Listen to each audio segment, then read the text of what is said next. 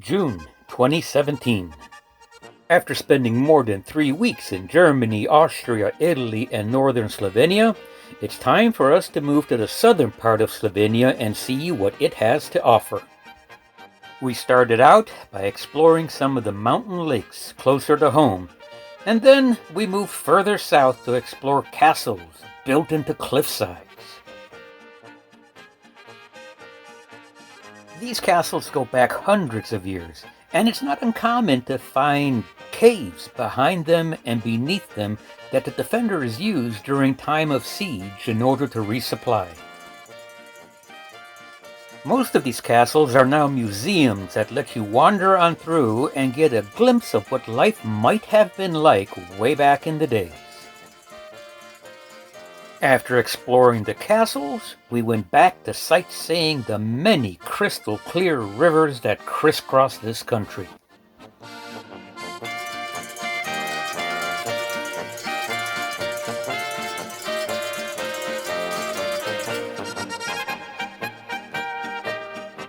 But eventually, our time in Slovenia ran out, and we moved even further south to Pula, Croatia.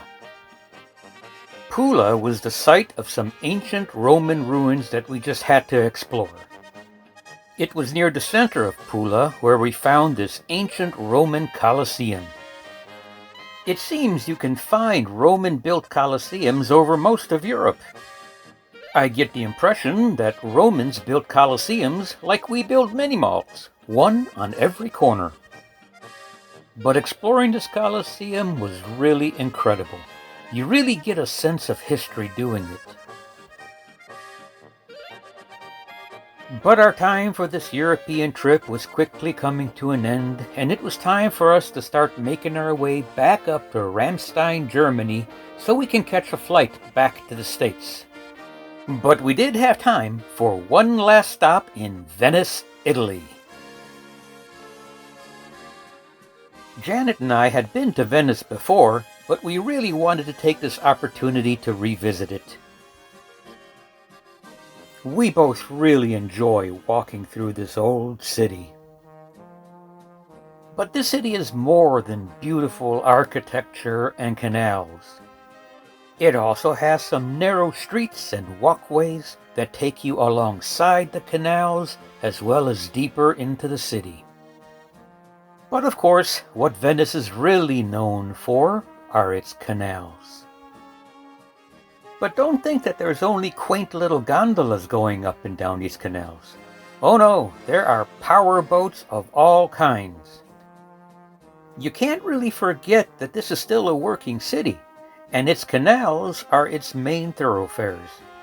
So instead of seeing cars and trucks, you see power boats and barges of all kinds.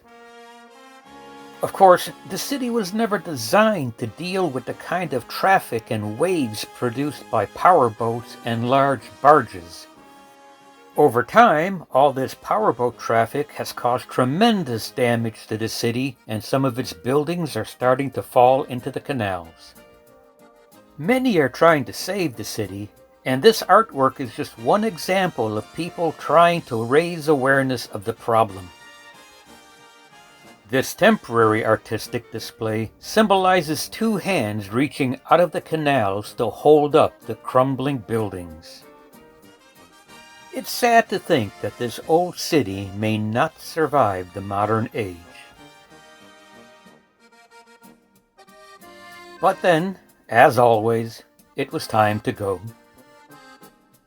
So Janet and I had one last pizza and calzone before starting to drive back to Germany.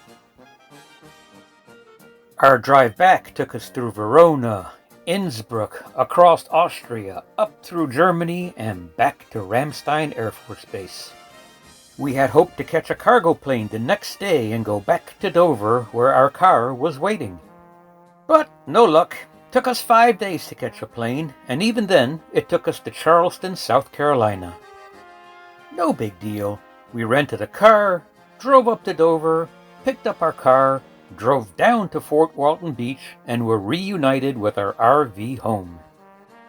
So now it's mid-June, halfway through our second year, And we still haven't added very many more states to our visited list. But that's all right. Instead of more states, we added 5 countries. I think now we'll take just a little time to decompress before resuming our travels. So where should we go next?